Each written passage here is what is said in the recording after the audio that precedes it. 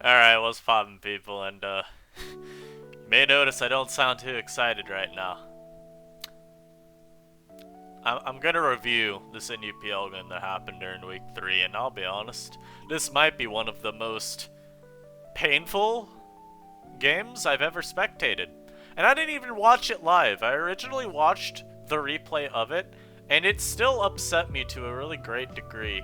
So, obviously I don't want to just, bash the intelligence of either player, so I'm not going to come at it from that angle. But I do want to cover some very questionable lines that get taken this game, because I think there are some, in chess, you call a really big mistake a blunder. This entire game was a blunder. They should have just not played.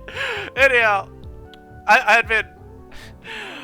had been told by a certain someone multiple times that I should make a video on this game, so we're gonna do it. It's between Devon and Alice from NUPL Week 3, and we're gonna get into it. Now, you can look at team preview real quick.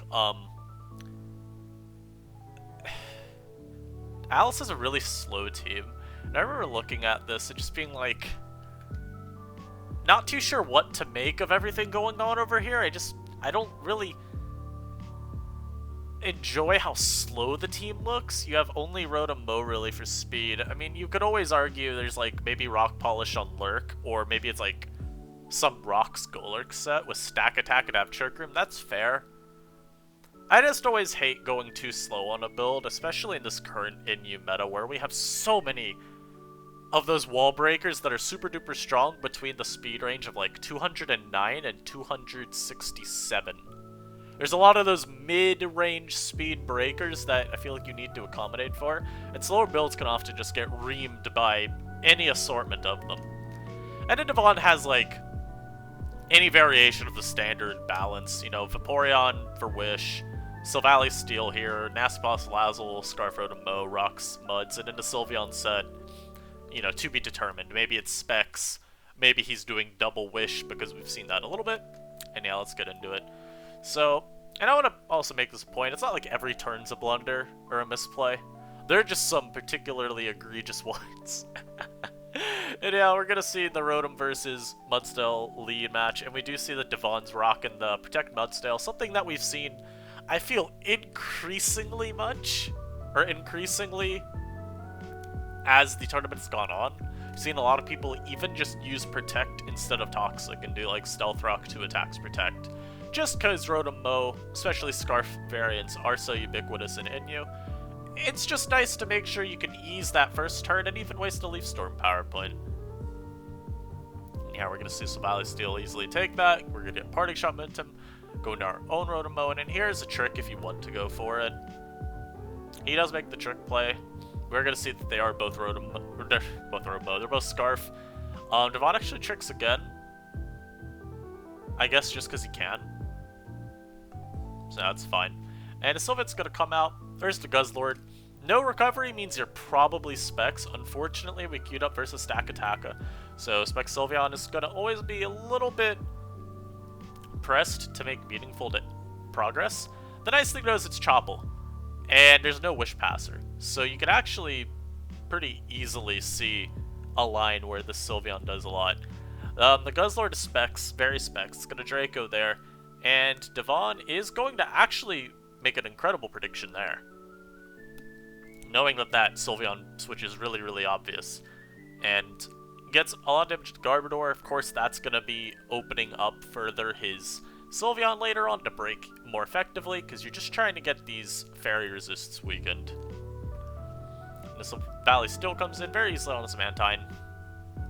Just going to be able to defog these rocks away, force Alice to set them again later. And then we can Parting Shot into our Rotom. And some of these turns obviously are kind of uneventful. Don't worry. We'll get to the really fun lines later on down the line.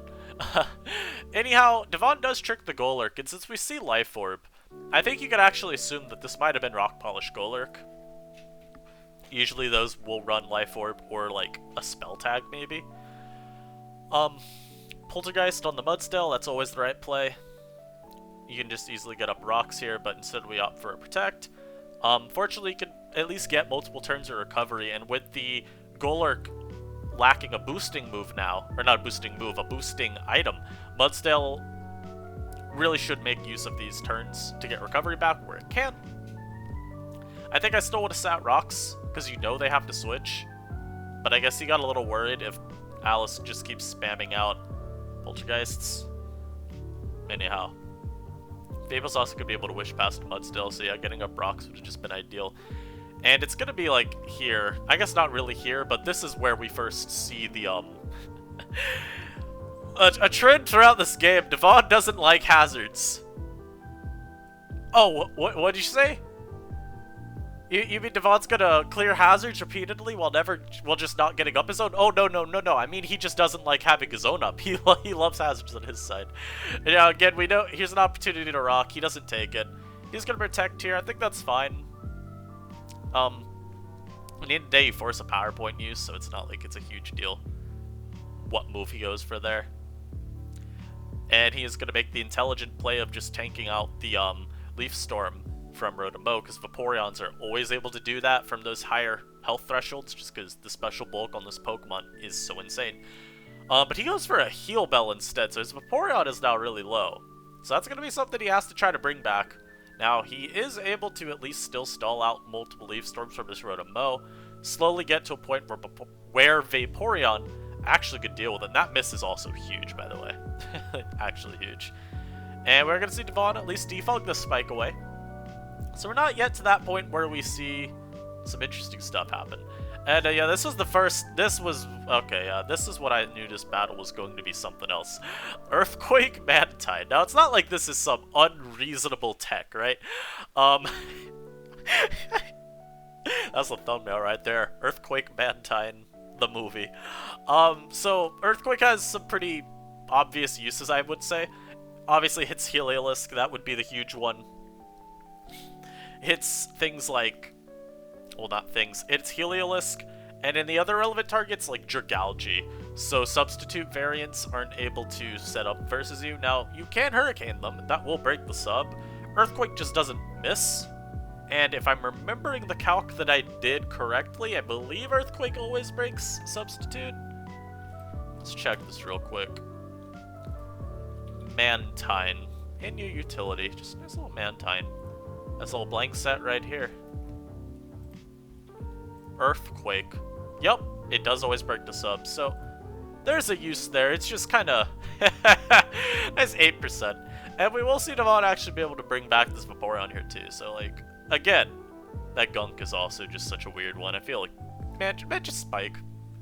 Anyhow, Stu Valley now comes out. Good way to deny too much Pain Split recovery. Now, this is a really good in by Alice, because it's not like the Steel Valley can really do anything. So, getting up a Spike, always very free. And the Salazzle can plot, you can actually just 2-hit KO this Mantine here. It's very unfortunate how effectively Salazzle trades versus this Mon. Unfortunately, you do get a very low roll on the next one. But it is still some insane damage. Anyhow, Salazzle being down makes this game really hard for Devon at this point, right? It definitely has like a really strong matchup in theory. Again, we saw you need such little chip to actually to kill a Mantine. Stakataka is it is a steal that isn't weak to fire, but you still can get that into the 2-hit KO threshold, not the 2-hit KO threshold, the OHKO threshold, pretty easily. Guzzlord, since it's offensive, I wouldn't be surprised if it feints from this range. And in Rotom-Mow, its only way to revenge kill you is going to be Volt Switch. So that's not too big a deal.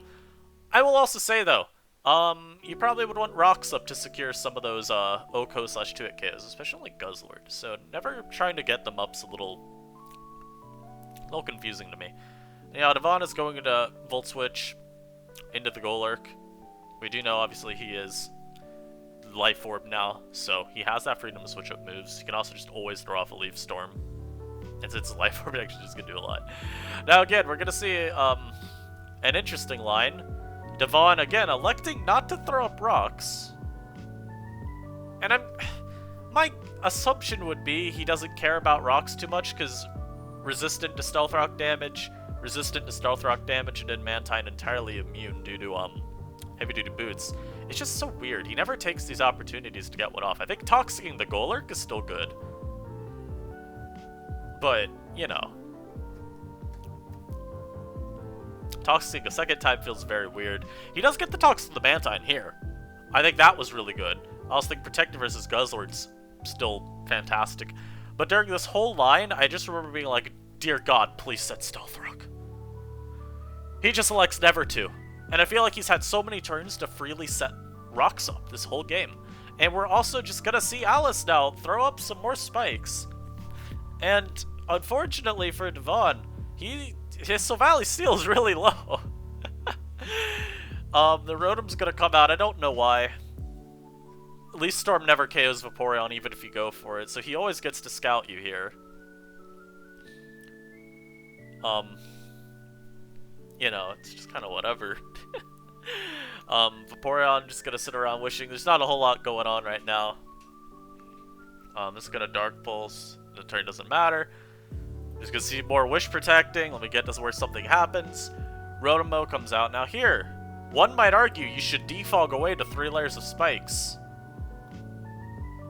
But we don't. We don't. We keep them up. Because we want to make sure that our team is constantly taking a quarter of their health and damage when we switch in. I think that's really helpful for us if we would like to win. And yeah, again, we see the same sequence. Rotom can never break Vaporeon. And we're going to see Scald because Vaporeon is unfortunately not the strongest Pokemon. Failed KO Sack, and now we have all the hazards up. Oh no, it's really sad. And we do Scald into the Mantine. I think that's still a fine play. I mean, this mod is poisoned, so you're not really worried about it 1v1ing you anyway. So, no big deal there. And we do get a Wish Pass to our Rotom. Unfortunately for us, we are now versus the Specs Guzzlord. So we always have to Volt Switch here. We cannot try to get rid of these hazards. We have to sack our Silvally Steel. Because we can never defog. You know, something I guess I should also point out is this Rotom probably doesn't have defog. So that is a little bit on me for neglecting to mention the Silvally Steel. But that just kind of harkens back to the whole point of why are we letting all of these hazards go up and stay up? You know, of course, Alice did Sludge Bomb smartly there, because if Devon ever does try to use that Guzzlord as a switch-in opportunity, for Sylveon, you don't want to let him. And now we're at this point in the game where Devon has no way to win. Surely not. This Golurk, even with a Scarf, the Scarf is actually good for it. It outspeeds the Rotom because of this, so that can't revenge kill you. And then you just have to deal with these two Pokemon here. Mudsdale is going to be really low because of all the hazards, and since Vaporeon runs specially defensive EV spreads, I think given the Leaf Storm damage earlier, it might even have more special defense than normal? I'd have to calc to be sure. This mon hard wins, so Alice is in an incredible position. But remember, I did say that this game was one of the worst games known to mankind. So we're gonna we're gonna see some interesting things. So yeah, Alice for some reason does Polter again. I personally don't think that's very worthwhile because Mudsdale will always protect there. So there's not really a whole lot of incentive to stay in, just immediately switch IMO. So you get in what you want in. And, you know, it's okay. It's not like a huge mistake or anything, it's more just kind of like, we need to stay in. The Vaporeon will get in. Now, this is a good heal bell opportunity. So Devon can bring back his Rotom, make sure it's not too low, but we're gonna Wish instead because we just want to make sure to keep stalling this thing out of Leaf Storms. He is gonna go for Trick now. This is actually kind of nice because you can get the Trick onto your own Rotom, and at this point I think you want the Rotom to be tricked instead. I think you value that more than the extra damage, because since you tricked your Scarf, again, we do not want Scarf Golurk to 6-0 us, all because we gave it the tools. Yeah, we do see a good sack there from Alice. Always makes it stacked. Sack the stack attacker. And we're going to see an incredible choke from Alice. Just death foddering our Golurk for fun.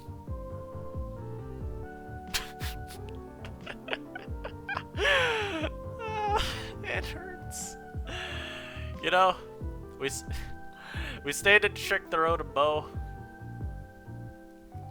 Right, it was Alice opting to give Rotom back a Scarf so it could outspeed our Golurk.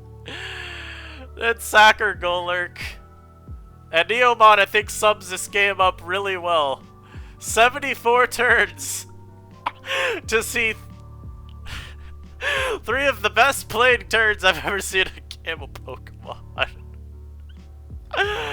Oh, this should have been one of the easiest wins ever for Alice, and somehow, some way, we bungle it. Oh, that Leaf Storm miss does suck, admittedly. That miss actually is pretty bad. I'm upfront with you. You deserve to miss for how all these other turns win. But that miss does suck. Is if you hit the Leaf Storm there on the Mudsdale, right? Like technically, Alice still should have won.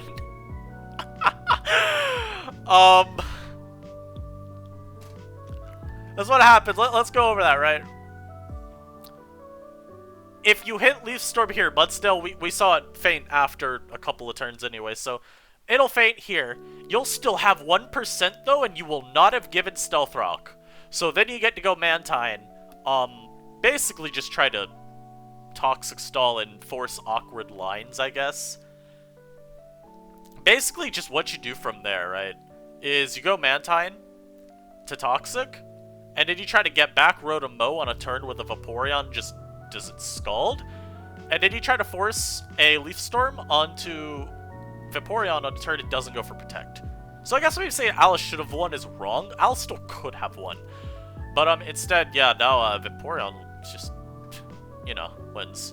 I mean, the nice thing is there, you can still Volt, but you faint. Hey, you could always crit. Yeah, that Volt didn't crit. And now, yeah, we can just zoom through that because it's over.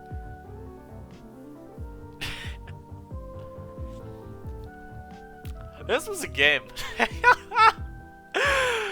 Through Devon acting with negative urgency to ever get those hazards off the field, I'm actually very interested. I think he watches my videos. He used to comment on some of them, so maybe he does. Devon, if you watch this, I need a couple of things to be explained to me. In particular, why did you never want to defog away these hazards, especially the spikes? I feel like they sat up, and then you never cared. And then with Mudsdale, on multiple turns where I feel like you could always rock up there, you just didn't. Now, if you were planning to defog at some point, you're just like, okay, why rock up to the defog 3 turns later? That's fair. You just never did either.